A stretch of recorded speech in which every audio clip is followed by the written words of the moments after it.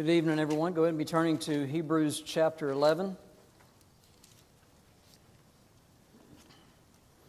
Hebrews chapter 11, we'll start in verse 8 tonight. We'll try to cover more than one verse tonight. There was a lot to unpack with Noah. There's a lot to unpack with Abraham as well, but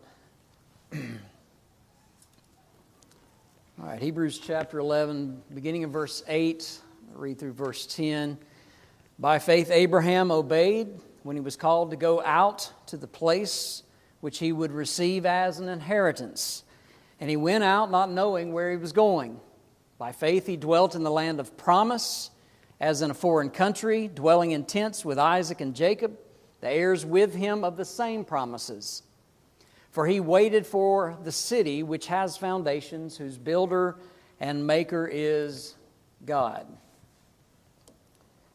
This section of Scripture takes us back to Genesis chapter 12, verses 1 to 3. Now the Lord had said to Abram, Get thee out of thy country, from thy kindred, and from thy father's house, unto a land that I will show you. And I will make of thee a great nation, and I will bless thee, make thy name great, and thou shalt be a blessing, and I will bless those who bless thee, and curse those who curse thee, and in thee shall all the families of the earth be blessed. Genesis 12, verses 1 to 3. And so we have here Abraham, this initial statement. He's going to say by faith in verse 9 as well. So let's just kind of notice verse 8 together for a moment. Abraham obeys God's call. And so he's been told to go into a land. He doesn't know where that land is. God's going to tell him when he gets there. And so you can imagine then the great trust that he's going to have in God to accomplish that. And so Abraham obeys that call that God issues to him. He leaves his home in Ur of Chaldees, traveling by way of the Fertile Crescent. I've got a map I'll show you in just a moment. But towards a destination that he does not know at the time. And he was willing to do just that, willing to trust God to lead him safely every step of the way to that land to which he would then occupy. I think about this place, Ur of the Chaldees. We'll come back to verse 9 here in just a moment. But if you look on the screen, you start on the right-hand side and you see the area that is labeled as Ur, Ur of the Chaldees. We'll talk about that here in just a moment. And he takes his way up the Fertile Crescent. And the Fertile Crescent would be that area that is kind of sandwiched between the Tigris and Euphrates River going northward from Ur of the Chaldees.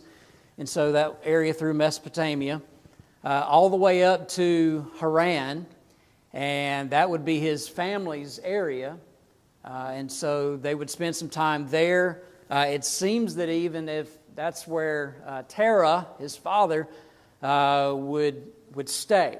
And so he goes with him, it seems to be part of the way, as he leaves his father's house. And so then he's going to go the way of the sea, all the way down toward Beersheba and on toward Egypt at that point, and then come back up into Canaan. In this particular map, as you look at it, they've pinpointed Ur of the Chaldees, and it is somewhat debated as to whether or not this is the exact place of Ur of the Chaldees. There's three different locations. By the way, Ur literally means fire oven. I don't know how that plays into the story, but I always find it fascinating to think about some of these names, right?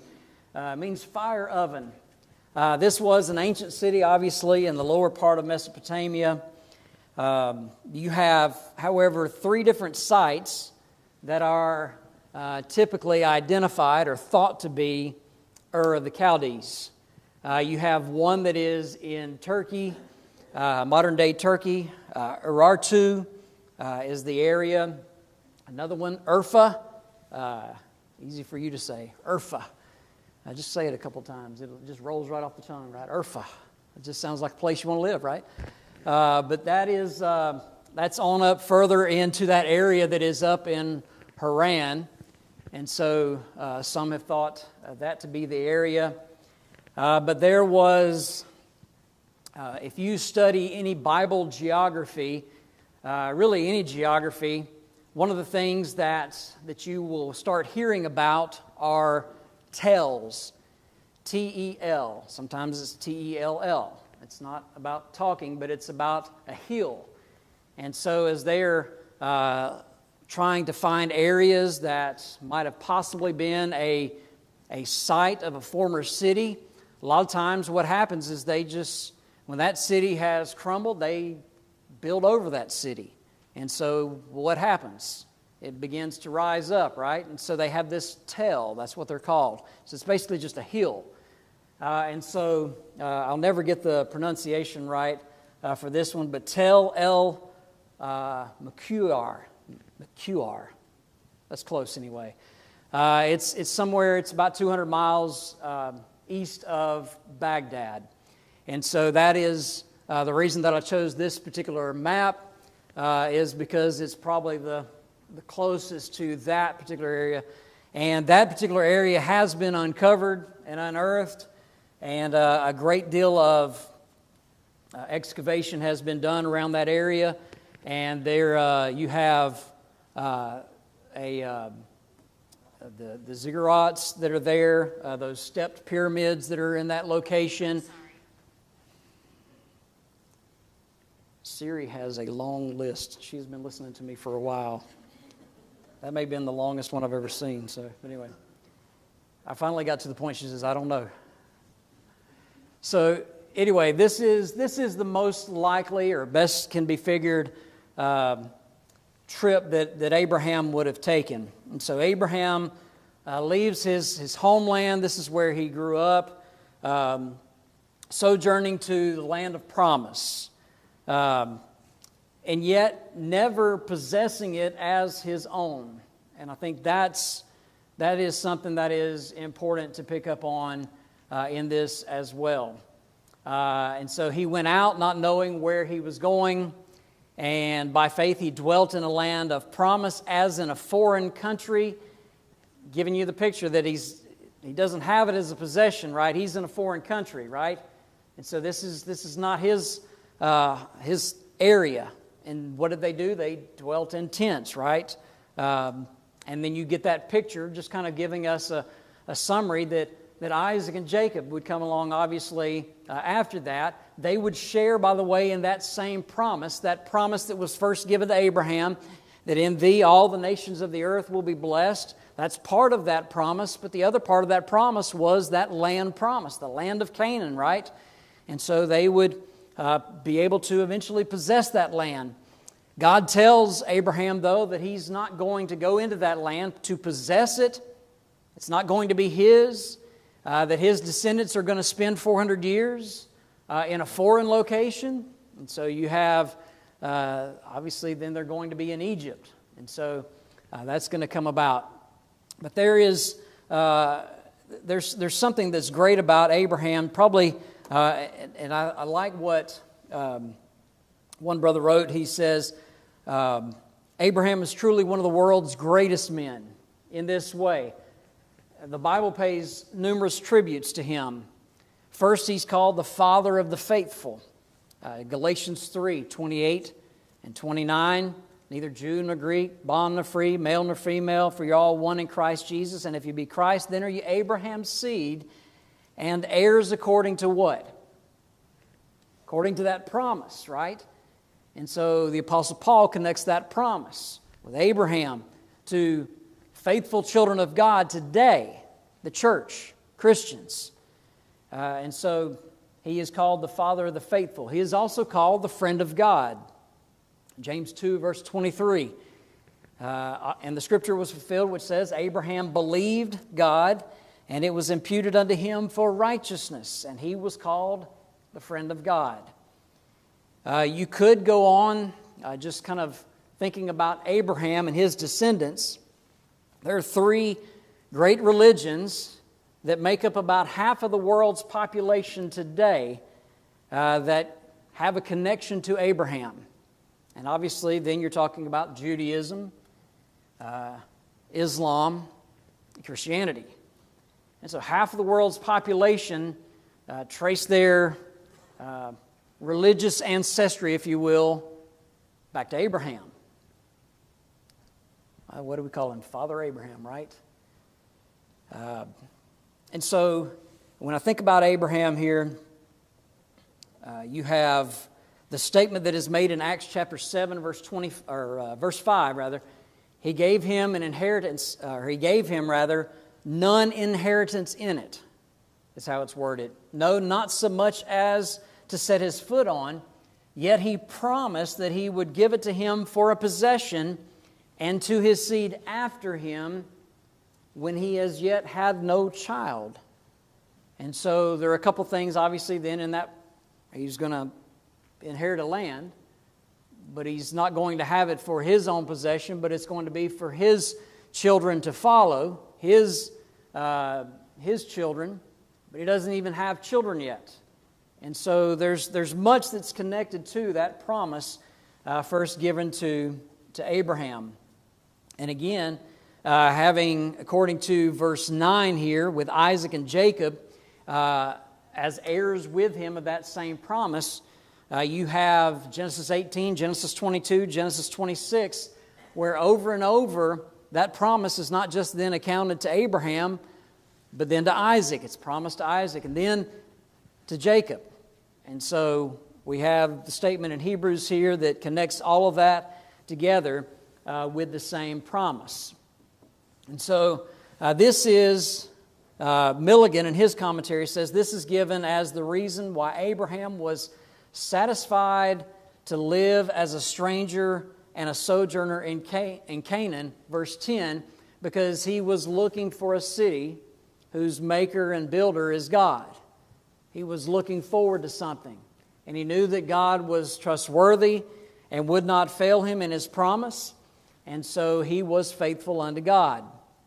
And so we have numerous passages that remind us of that very same thing. And he understood, as we do, that we have no continuing city, but we're looking forward to one to come. Going further into Hebrews 13, verse 14. And so one of the things that I think is important to point out, or that this passage points out for us, is that heaven, not the earth, but heaven is the home of the soul. Why is that so important to clue in on for us? Anybody?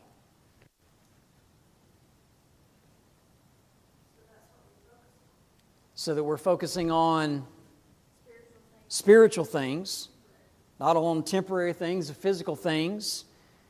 If he was so thinking that this was some physical possession, he would have probably just gone back to Ur of the Chaldees. Ur of the Chaldees was probably one of the, it was at least one of the top 5 civilizations, ancient civilizations, as far as prominent civilizations where there was trade and commerce and money and prestige to be had for an individual. Not in Canaan. Not so much in Canaan. So if he was physically thinking about a location constantly, and not just trusting in God and following where God was telling him to go, he would have probably just gone back. But he doesn't do that. The lesson for us is what? Focusing on spiritual things, focusing on heaven. And even when someone comes along and says, this idea that one day, we're going to, God is going to set up a kingdom on the earth and so forth and reign, that's a materialistic viewpoint. Anything that has heaven as being set up on earth is materialistic. It's focusing on the physical. And I bring that up because there are several doctrines out there that teach such. And we need to be aware of that. And so when we come through a passage like this, it highlights for us that even Abraham, who traveled, I had somewhere marked in my notes just how many miles that he would have likely traveled.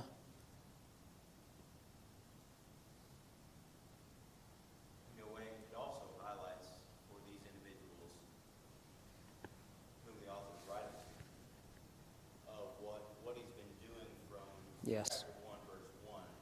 And that is putting Jesus almost comparing the whole time. The theme is still there. Yes. Comparing Jesus to the old law and what was of the old law. A lot of physical things were involved with the old law. Jesus is better. Jesus is better. Jesus is better than Abraham. Jesus is better than the angels. Jesus is better than Melchizedek. All of these things showcase just how better Jesus is and just how better the spiritual nature of the new covenant is. Yeah, absolutely. I agree with that. And I think it states for them a point, for them to, okay, the writer brings up Abraham, the father of many nations, right? But the father of their nation. This is very personal for them. You think about the teaching that Jesus did, and, they would talk about our father Abraham, right? Our father Abraham. He says, you're not of your father Abraham. If you were, Abraham looked forward to seeing that day come, the day of the Lord come, the day of salvation to come. Abraham was always looking forward to that. And he says he saw that. And of course, they didn't understand. He said, well, this man's 30 years old. He doesn't know anything about Abraham. And he says, you're of your father the devil. He goes on in that explanation in John chapter 8. But in that discussion, they immediately jump on and say, okay, well, we have Abraham as our father. Boom. So we're good. We're part of the family. As part of the family, they believed they had salvation, right? The chosen people, Abraham was chosen for this particular reason, right? And yet, what is he telling them? It's not just about the fact that you are of the lineage of Abraham. You have to be faithful. And what do we find here is that in verse 8, the first time it says, by faith Abraham obeyed. Well, that's when he was told to go. And he does it. Verse 9, by faith he dwelt. And so he continues to be faithful, right? Because he's continuing to follow God. And I think that's part of the conversation that is expected from this writing, is that not only does he want them, okay, these Hebrew Christians, they've had a good start, right? They had a start in salvation. Now they're about to give it up. He says, no, we've got to continue on. Think about Abraham, right? And by faith, Abraham obeyed God. And by faith, Abraham continued to obey God. That's verse 9. And that's what's happening here. And so we think about this for just a moment. Abraham was 75 years old when he came to Canaan. Genesis 12 and verse 4. He was 100 when Isaac was born, and he dies, anybody know? What age? Anybody? 175. I may have said that. 175. So he sojourns for a century. For 100 years, he spends sojourning. That's verse 9, by the way. Verse 8 is when he left. Verse 9 is 100 years looking at his life, right? When he would dwell in tents with Isaac and Jacob, because they too were heirs of that promise. Verse 11. Yeah, go ahead. I think he was obviously by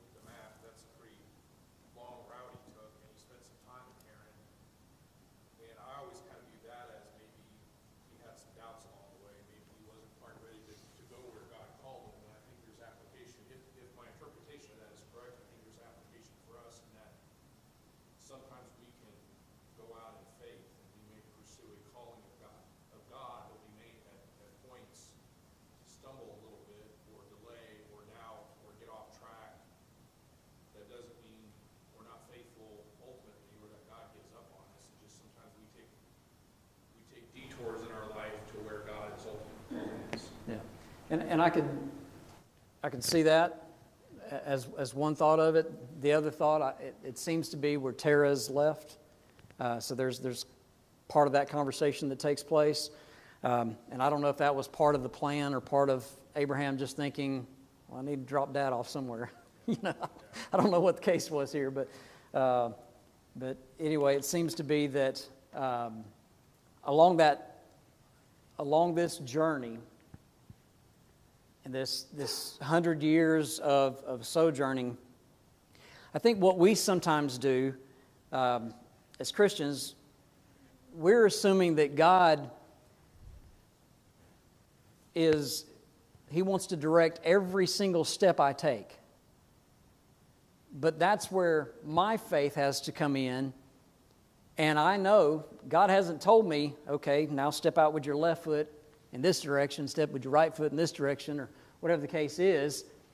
But what He has told me is I need to be going this direction. And along that way, as Steve points out, we'll sometimes go a little this way and go a little bit of this way. And that's life, right? That's life, and that's trials, that's temptations. And none of those necessarily inherently wrong if I am still ultimately going in the right direction. It's when I have left God, it's when I have turned and abandoned. If He had said, oh, I'm just going back to Ur.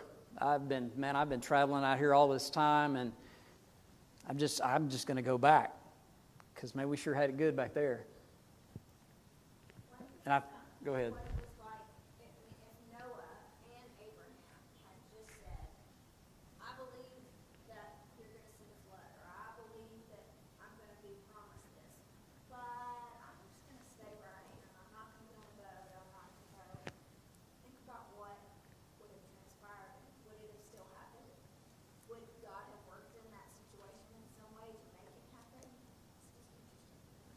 Well, I don't think we'd read about Noah being the one found found grace in God's eyes, Genesis 6 and verse 8. If that was in fact the case, I think that's a statement not just about everybody's imaginations are only evil continually all the time, and then God goes, oh yeah, well there's old Noah over here. It's a study of human nature. To her point, from our perspective, you can sit there and go, how can you see the Red Sea split in half, walk across it, and then start pulling your jewelry off to make a golden calf?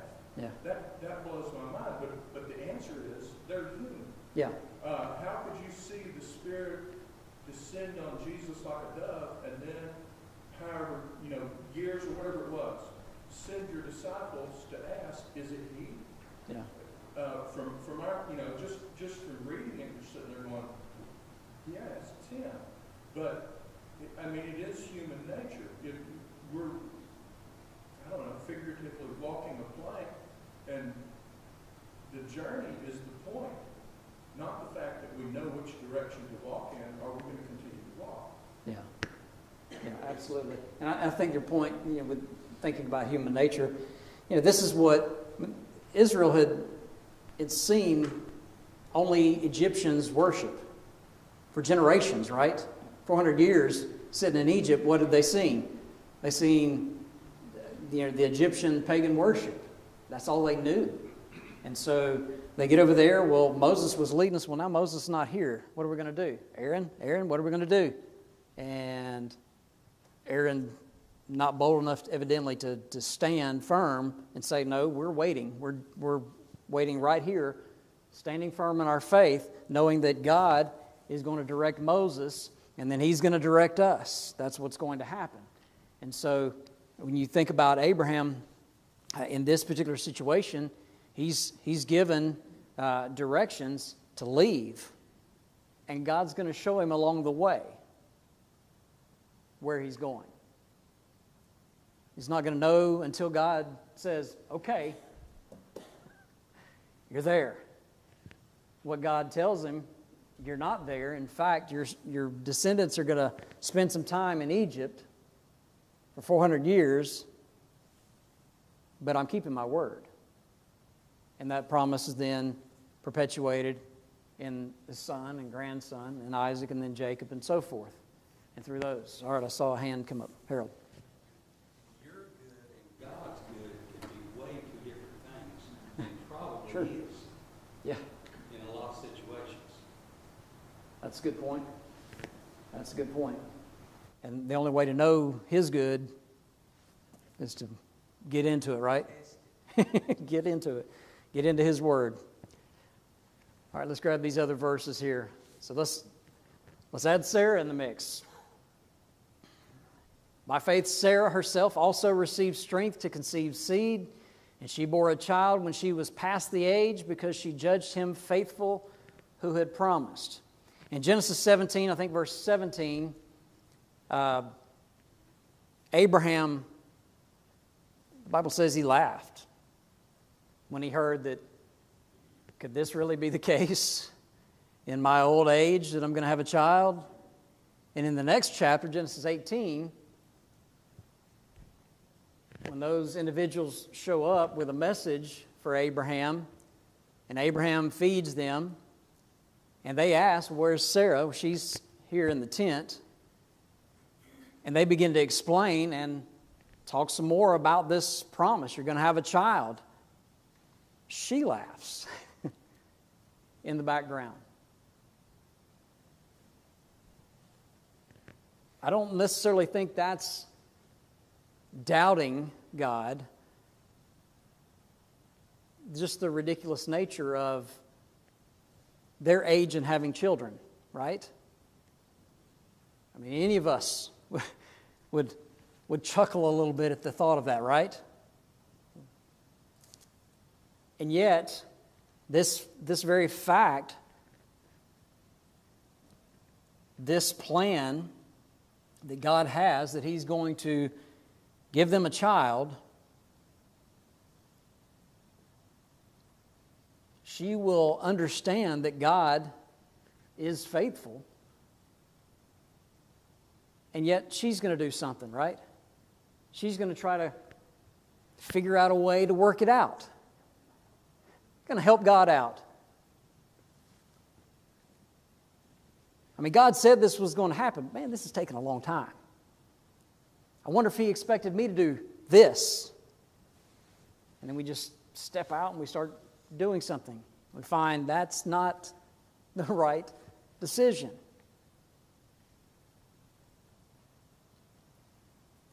So when I think in my study on this from Genesis 18, you have her laughing in the tent. Yeah. Kind of off to the side is the way we picture it. And she gets called out for it. And she denies it. And then it's like the messenger of the Lord says, no, you did laugh. And he basically reads her mind. Yeah. He knows her heart. He reads her heart. That had to have been What effect did that have, right? an overwhelming thing for her. That Sure. This messenger from God has just read my mind. Yeah. He knows my heart. He knows my intentions. And so she goes from, at the beginning of Genesis 18, someone who is laughing at the notion, to here in Hebrews 11, she's called out for her faith. Yeah. And I think that's the pivotal moment there. Is Yeah. that God has just read her mind. Yeah, that's a good point. Absolutely.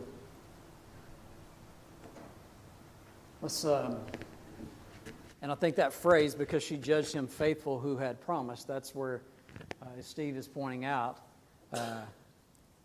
He makes her to realize, no, I heard you laugh. I know what you're thinking. And so she knows he is faithful. Therefore, verse 12, therefore from one man, and him as good as dead, we're talking about their age, right? Were born as many as the stars of the sky in multitude, innumerable as the sand by the seashore. And so, clearly, God is keeping His word. He's keeping His promise. He is faithful who promised. Going back to chapter 10, verse 23, that phrase, He is faithful who promised, and she judged Him faithful who promised. and they're seeing that then come about. And then verse 13, these all died in faith. These all died in faith. And you could very easily say, these all died faithful. These died in faith, not having received the promise, but having seen them afar off, he says, were assured of them. This goes back to several things. Faith is the substance of things hoped for, the evidence of things not seen.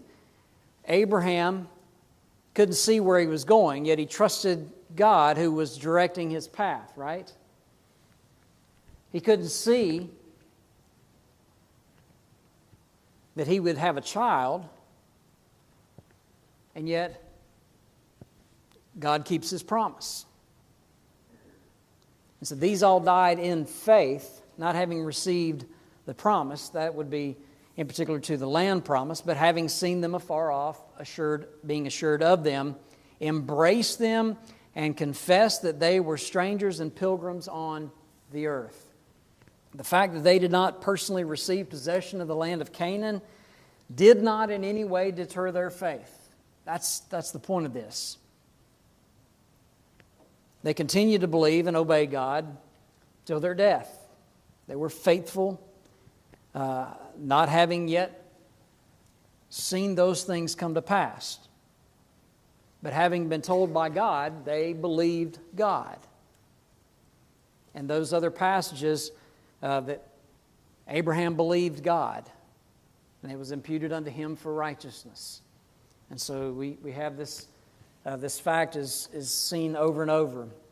In fact, John 8, verse 56, as I was referencing this earlier, your father Abraham, this is Jesus to those Jewish leaders, your father Abraham rejoiced to see my day, and he saw it and was glad. He saw it, but he saw it how? In faith, right? He saw it in faith. Galatians 3:8, the scripture foreseeing that God would justify the heathen through faith, preached before the gospel unto Abraham, saying, in thee, how many nations of the earth would be blessed? All of them, right? Through Abraham's seed, obviously a reference to Christ. Seed not as of many, but as of one, and that being Christ, later in Galatians chapter 3.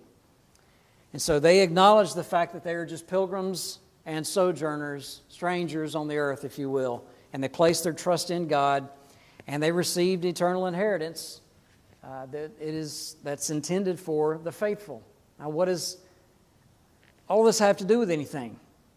Coming back to the Hebrew Christians who were receiving this, who first read this, what does it mean to them?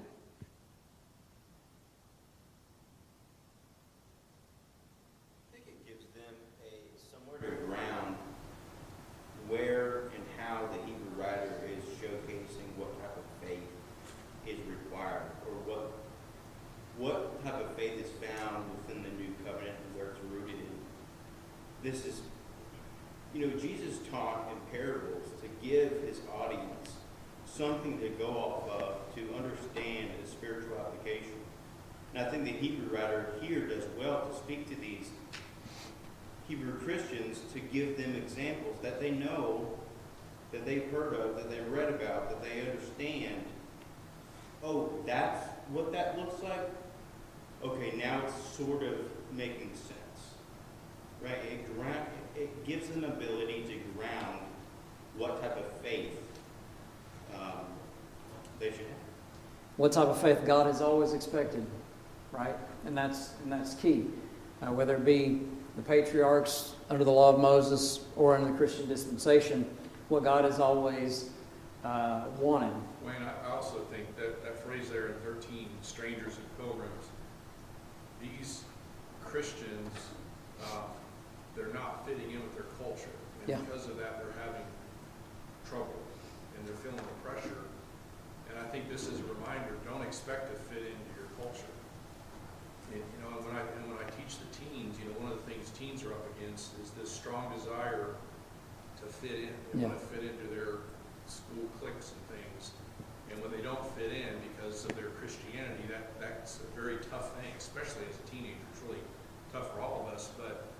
as Christians, we really shouldn't fit in completely. We ought to always be that puzzle piece that's kind of left over that doesn't quite fit anywhere Right. because we're different. Yeah. And so I think this whole section here is just a reminder that as Christians, you are going to be a stranger.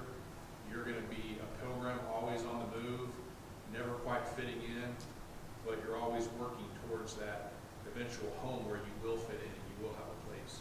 Let's use another word that Peter uses, and that's the word peculiar.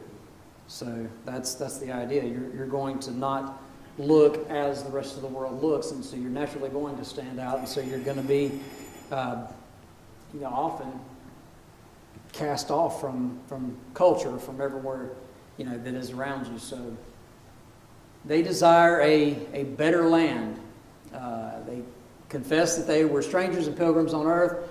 For those who say such things declare plainly that they seek a homeland. Isn't that the desire of us all? We seek a homeland. We seek heaven. They were seeking a homeland as well. He says, verse 15, truly if they had called to mind that country from which they had come out, they would have then had return. They would have had opportunity to return. So that's what I was saying earlier. If that's the case, that they were thinking that this physical land and country is where I'm ultimately supposed to end up, they would have just gone back to the Ur of Chaldees. But that wasn't the case. Verse 16, but now they desire a better, that is a heavenly country. A heavenly country. Therefore God is not ashamed to be called their God, and He has prepared a city for them. So He has prepared a city for them. It makes me immediately think about John 14, right? Where Jesus, preparing His disciples, He's about to leave them. He's about to die on the cross. And He's just washed their feet. He's dismissed Judas to go do his betrayal work. And now He is with His 11, those faithful apostles, and He's telling them, let not your heart be troubled. You believe in God, believe also in me. In my Father's house are many mansions. If it were not so, I would have told you. And what does He say? I go to do what? To prepare a place. To prepare a city whose builder and maker is God. When you connect the dots here as we're reading. So, how much more then with us when we read something like this, thinking about the application here, we've been given the full revelation of God's entire plan for mankind, what He wants us to be doing. He's given us the direction to go, right? The way that goes unto heaven. He's told us exactly how to go. And He's told us along the way things to be concerned about, things in which we need to be paying attention, pitfalls that we might fall into. And He's reminding those Hebrew Christians, and we've talked about this several times, but just a reminder, these folks have been Christians for maybe 15, 20, 25, 30 years possibly at this point in time. And so you have to put yourself in their shoes and go, why would they just start walking away? What would lead them to do that?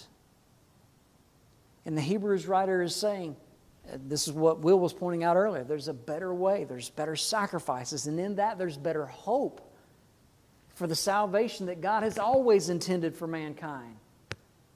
But we've got to be faithful. And that's why Hebrews 11 is just so pivotal in our understanding of what that faith looks like, and for them, what that faith looks like. And so, a person whose life is wholly directed by faith is a person who looks beyond this physical world. And so, whether that be the cultural circumstances that are around them, or being materialistic in their ways and thinking about this is what it's all about, right? This world, this life, when there's something that is so much better for us as well as we begin to read this. And so, verse 17, we won't have time probably to cover all of this, but just let's go ahead and read it at least. By faith, Abraham, when he was tested, offered up Isaac. He who received the promises offered up his only begotten son, of whom it was said, in Isaac your seed shall be called, concluding that God was able to raise him up even from the dead, from which he also received him in a figurative sense. So we'll unpack this section of dealing with Abraham, because here's yet another. When we look at Abraham and the example, by faith Abraham obeyed. He left Ur of Chaldees for a land that God was going to show him. But he continued, in verse 9, he continued faithfully walking and following the direction that God was giving him along the way. And then now, in verse 17 here, we have another, by faith Abraham. And so we're going to look at that. That'll come from Genesis 22. And so I encourage you to go ahead and be reading ahead on that. Genesis 22, verses 1 through 12, I think would be the text. But anyway, read that for preparation for next Wednesday night. And thankful for everyone being here, and especially to have visitors in our midst as well. And so glad that you're here tonight. And so we look forward to worshiping again on the Lord's Day.